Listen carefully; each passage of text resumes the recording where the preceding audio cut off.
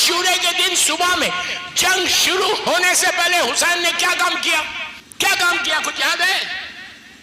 ہزاروں مرتبہ سنا ہے، لیکن کبھی غور سے اس طرف نہیں سوچا۔ میں آپ سے پوچھ رہا، پہلا کام کیا تھا مولا حسین کا عاشورے کے دن کا؟ عاشورے کے دن کا پہلا پیغام مولا کا یہ تھا کہ ایک ہزاروں سال ایک ایسا شخص جو اس وقت زمین پہ سب سے بڑا گناہگار تھا، سب سے بڑا گناہگار عاشورے کے دن زمین پہ، جب وہ آیا حسین کے پاس، حسین نے اس کو یہ نہیں کہا گیٹ آؤٹ فرام ہیئر، اس نے آ کے اپنے سر کو قدموں پہ رکھا، رکھ کے کہا مولا مجھے معاف کر دو۔ حسین نے اس کو معاف کیا، یہ کہہ کے معاف کیا میں نے بھی معاف کیا، میرے خدا نے بھی معاف کیا۔ اب میں آپ سے پوچھتا، 2 مہینے 8 دن میں آپ نے بھی کسی کو معاف کیا؟ کیا سن رہے یار، کیا سن رہے، کیا معاشرہ ہے آپ کو، کیا اندازہ؟ کتنے رشتہ داروں سے میں ناراض ہوں، کتنے مومنین سے ناراض ہوں، پھر بڑا آزادار ہوں۔ اگر تم ایک کو بھی معاف نہیں کرو گے تو then how can you say to امام حسین، پھر تم کیسے بول سکتے مولا حسین کو کہ مجھے معاف کرو، جب یہ صفت تمہارے پاس نہیں ہے؟ حسین کی اس صفت کو لے لو یار، کہ حسین نے جو کام کیا، حسین اس کریم کا نام ہے کہ دنیا میں آیا، چند گھنٹوں میں ہزاروں سال پرانے مریض کو زندگی دی، آخری دن آیا حسین کی زندگی کا، ایک ایسے مریض کو جنت تک پہنچایا، 2 کرم کے بیچ میں حسین کی زندگی ہے۔ You understand what I say؟ یہ صفت کو پیدا کرو تو پھر مومن کہلاؤ گے۔ یہ بولنا آسان ہے کہ I love you مولا حسین، مولا حسین کی زندگی پہ جب تک نہیں چلو گے، ایک کم از کم محرم میں یہ سوچو کہ تمہارے رشتہ داروں سے تم ناراض ہو، اگر ہے تو بول رہا، اگر فون کرو اور معافی مانگو، معافی مانگنے سے عزت ملتی ہے، یہ یاد رکھو۔ اگر یہ صفت تمہارے پاس نہیں ہے پھر تم حسینی نہیں بن سکتے۔ مرنے کے بعد سب سے پہلی چیز کیا ہوتی؟ معافی۔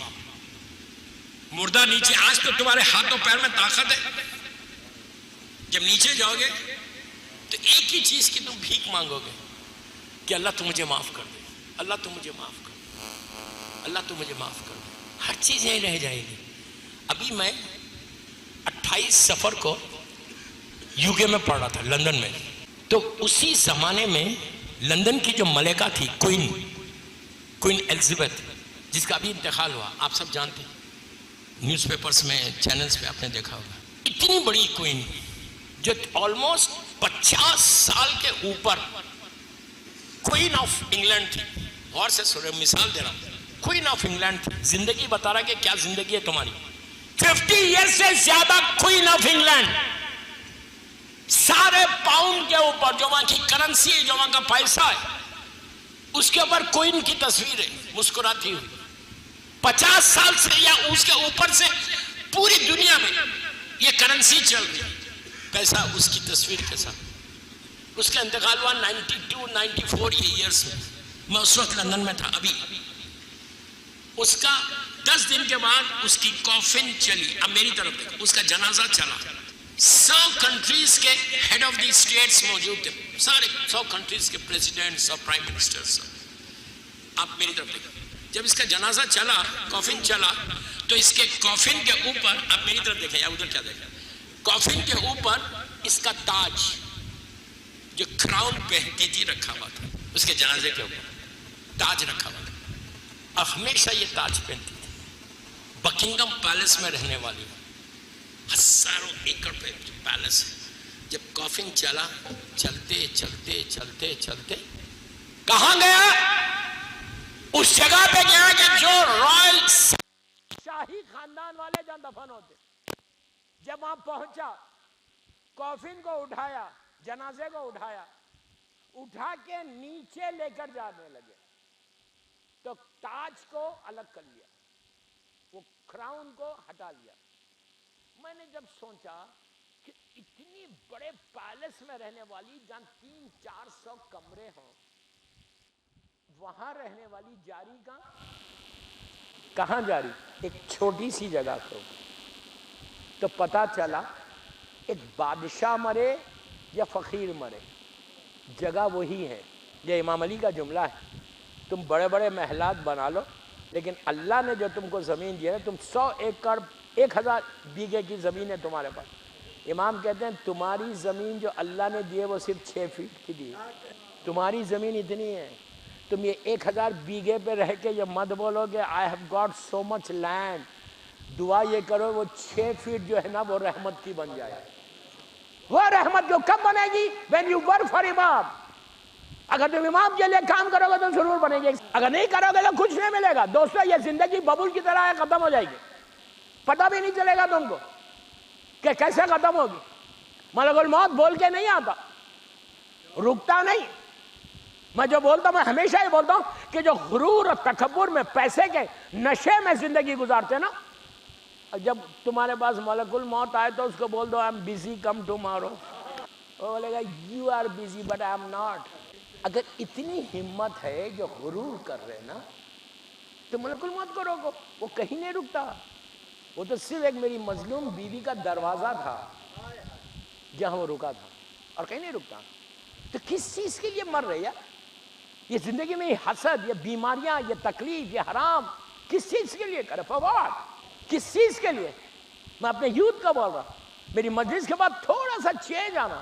مجھے معلوم ہے میری مجلسیں خاموش ہوتی، آئی ڈونٹ کیئر. موت کی مجلس ہو رہی یہی بڑی بات ہے. آپ بیٹھ کے سن رہے اس گرمی میں نہیں. اور ایک چیز یاد رکھو، میں ہتھیلی پہ جنت دینے والا مولوی نہیں. خاموش ہو گئے اس لیے کہ امام علی نے نہیں دیا. امام علی نے کہا عمل کرو اور آؤ میرے پاس.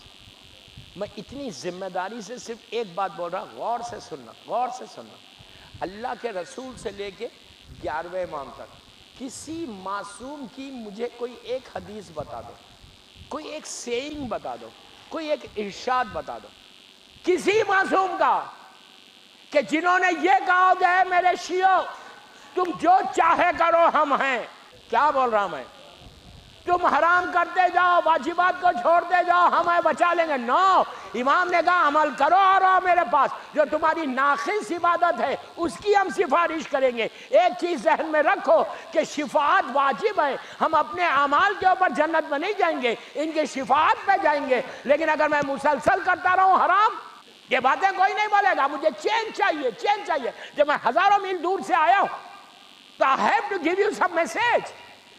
اور میں صرف یہ مجمع کے لیے نہیں پڑھ رہا، یہ اتنے چینلز چل رہے جو بھی مجھے سن رہا کہ اپنی زندگی کو ایک ڈسپلن لائف بتاؤ. تم جس بستی میں رہتے ہو، جس سکولز کو جاتے ہو ہمارا یوتھ، جو کالجز تم جاتے ہو، جس ملٹی نیشنل کمپنیز میں تم کام کر رہے، وہاں پہ تم کو یہ بولنے کی ضرورت نہ ہو کہ میں شیعہ علی ہوں. تمہارا کردار بتانا، تمہاری ایمانداری بتانا، تمہاری زبان بتانا کہ مجبور ہو جائے لوگ پوچھنے میں کہ تم کتنے آنیسٹ ہو، کتنے سافٹ سپوکن ہو، کتنی اچھی زبان ہے، کتنے اچھے اخلاق ہے، کس مذہب سے تعلق ہے، تو بولو میں علی والا ہوں. اس طرح امام علی کے نام کو پروپوگیٹ کرو. یہ تمہاری ذمہ داری ہے. یہ مت سمجھو کہ غیبت امام میں ہماری ذمہ داری نہیں. غیبت امام میں ہماری یہ ذمہ داری ہے کہ ہم اپنی لائف کے سٹائل سے لوگوں کو پروپوگیٹ کریں.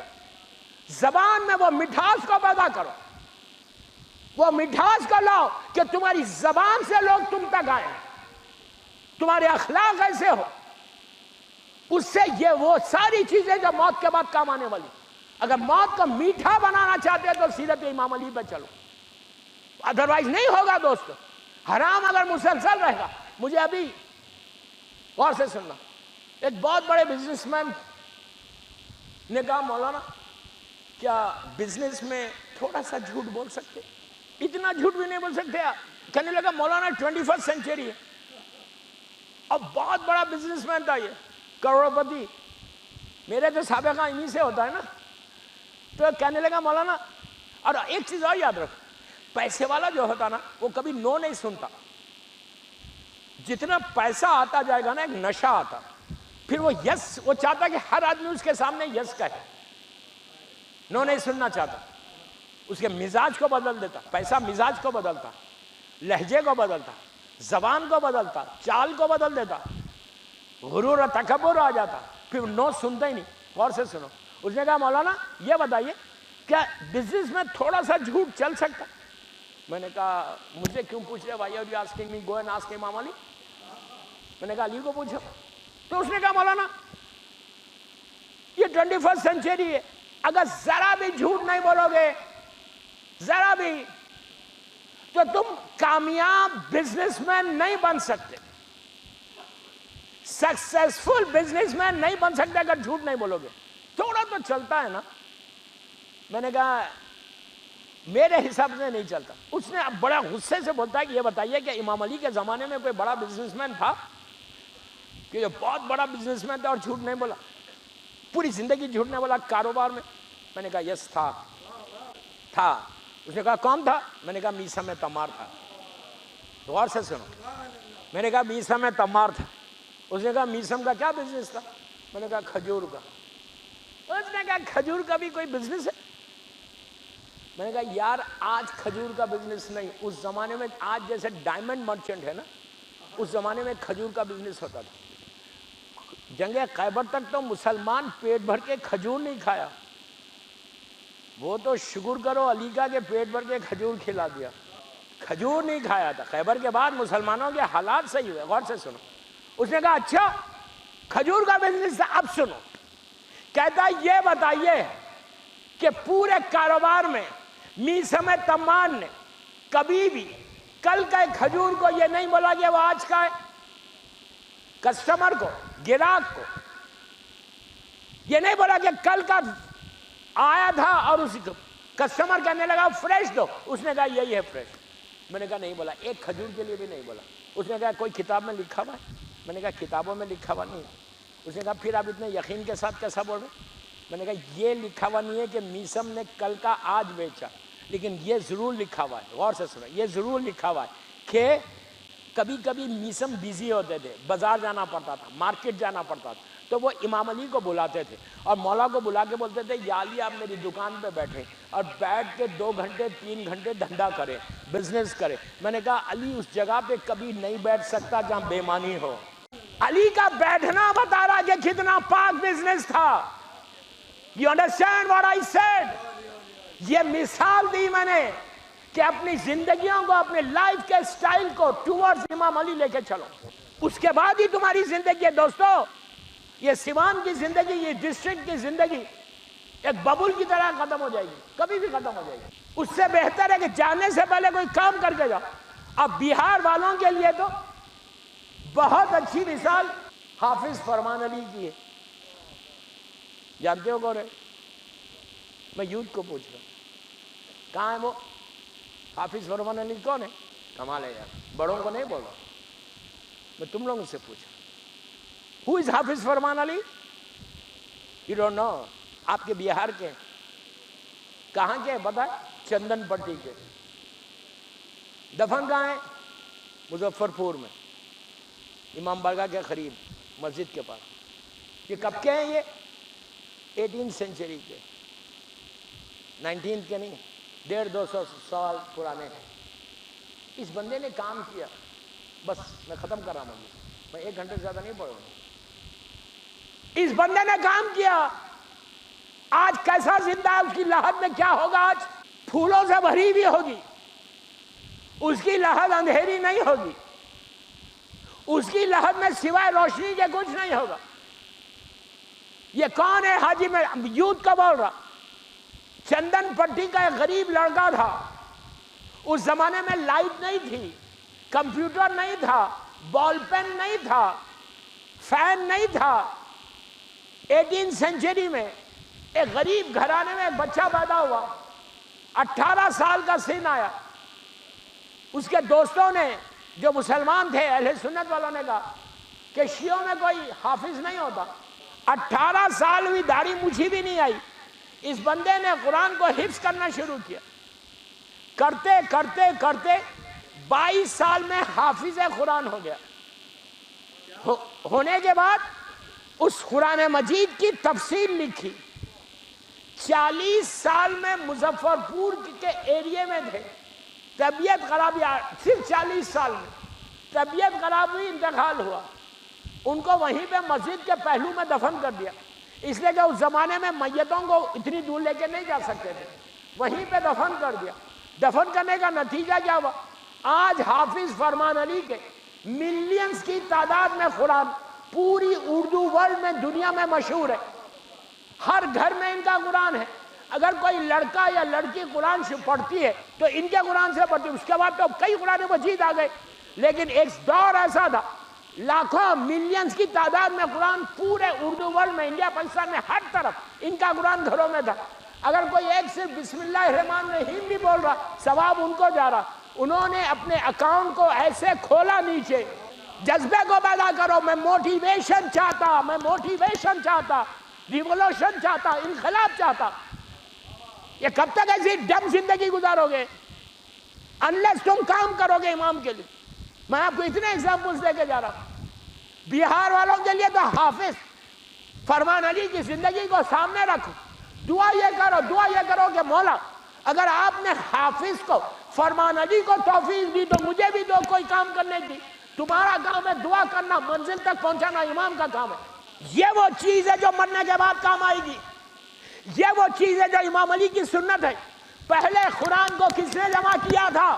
علی نے۔ یہ سیرت علی ہے، یہ علی کی سنت ہے، علی کی سنت ہے۔ خالی بیٹھ کے مولا کو بہت چاہتا ہوں نہیں بولو، کوئی کام کرو جو امام نے کام کیا وہ کام تم کرو آج۔ یہ وہ چیزیں جو مرنے کے بعد تم کو کام آئے گی، یہ وہ چیزیں جو تمہاری موت کو مٹھاس میں بدل دے گی۔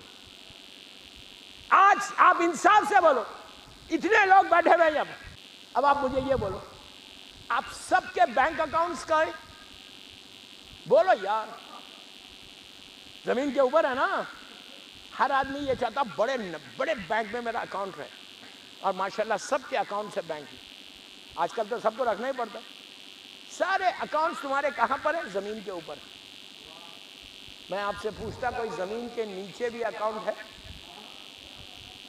آپ بولیں گے ہم تو سننا ہی نہیں چاہتے زمین کے نیچے، ایسے معلوم ہو رہا کہ جیسے لکھوا کے آ گیا کہ ہمیشہ رہیں گے۔ میں پوچھ رہا کوئی بینک نیچے ایک کا بینک میں اکاؤنٹ کھولا ہے؟ نیچے کے بینک میں جو اکاؤنٹ کھلتا نا وہ پیسوں سے نہیں کھلتا۔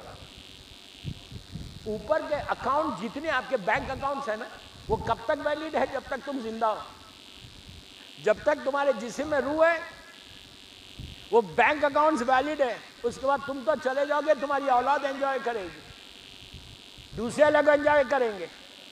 میں اس بینک میں اکاؤنٹ کھولنے کے لیے بول رہا کہ جو تم کو ہمیشہ تمہارا ساتھ دینے والا ہے۔ نیچے کا بینک کا اکاؤنٹ پیسے سے نہیں کھل رہا، راتوں میں نماز شب سے کھلتا، کسی کو معاف کرنے سے کھلتا، یتیم کے سر پہ ہاتھ پھیرنے سے کھلتا، غریب کا خیال رکھنے سے کھلتا، رشتہ دار کی پریشانی کو دور کرنے سے کھلتا۔ اگر تم یہ کام کرو گے تو یہ وہ کام ہے کہ جو تم کو نیچے ایسے کام آئے گا جو سیرت معصومین ہے، جو حسین کی محبت کا تقاضا ہے، جو موت کو مٹھاس میں بدلتی، وہ یہ کام ہے۔ اس لیے کہ جتنا تم کرو گے you will get it۔ بس آخری بات، اللہ آباد رکھ، اللہ سلامت رکھ۔ گرمی بہت ہے نہیں، ٹیمپریچر از ویری ہاٹ۔ ابھی آپ کو پھر ایک مجلس سننا ہے 1 گھنٹے کی، میں آپ کو زیادہ زحمت نہیں دیتا، اور آئی ایم ویری ہیپی، بہت خوش ہوا یہ آ کے آپ کی محبتوں کا، اور گرمی میں آنا وہ بڑی بات ہے۔ دور دور سے آپ لوگ آئے، ایک ایک قدم جو آپ کا آیا وہ آپ کی موت کو مٹھاس میں بدلے گا انشاءاللہ۔ کرم حسین ہو جائے، اس کے لیے کیا کرو؟ ایوری ڈے پڑھتے ہوگے، پھر بتا رہا ہوں، شب نماز ضرور پڑھو، 3 رکعت، 11 رکعت مت پڑھو، 3 رکعت پڑھو، 2 رکعت شفا پڑھو، 1 رکعت۔ میں یوتھ کو بولا، اگر تم لوگ چاہتے کہ تم اپنی لائف میں گرو کرنا، تم چاہتے کہ تمہاری لائف میں تم آگے بڑھنا، تم چاہتے کہ تمہارا رزق رکنا، شب نماز پڑھنے والا رزق کے آگے چلتا، رزق اس کے پیچھے چلتا۔ کاروباری لوگوں کو بول رہا، بزنس مین کو بول رہا، اگر تم اور شب نماز تمہاری موت کو مٹھاس میں بدلتا، میٹھی موت آتی۔ اگر شب نماز سیرت معصومین ہے، کچھ نہیں کرتے، تو میں آپ کو ایک ایسی بات بول رہا کہ نماز شب مولا حسین کی آخری وصیت کا نام ہے۔ آخری وصیت عاشورے کے دن عصر کے وقت شہزادی زینب سے کہا، ماتھے کو چوم کے کہا کہ بہن مجھے شب نماز میں نہیں بھولنا، اگر تم مولا حسین سے محبت کرتے ہو 3 رکعت پڑھو، اس کے بعد دیکھو سواد میں تمہاری زندگی۔ جو لوگ شب نماز پڑھتے وہ یہ نہیں بول سکتے کہ ان کے رزق کا پرابلم ہے، وہ جھوٹا ہے۔ نماز شب تمہارے رزق کے سارے دروازے کھول دے گی، اس کی عادت ڈالو۔ 3 رکعت پڑھو۔ اچھا، اور 9 بجے رات میں سواد میں سو جاتے، 9 بجے پڑھ کے سو جاؤ۔ 11 بجے سوتے، 11 بجے پڑھ کے سو جاؤ۔ کوئی ضروری نہیں ہے کہ 12 بجے جاگو، اس کا بہترین وقت فجر سے پہلے کا ہے۔ اگر نہیں اٹھ سکتے فجر ضرور پڑھنا، تم 10 بجے سوتے 9 بجے سوتے، 9 بجے پڑھ کے سو جاؤ۔ عادت ڈالو اس کی، یہ تمہاری زندگی کو ایسا بڑھاتا ہے۔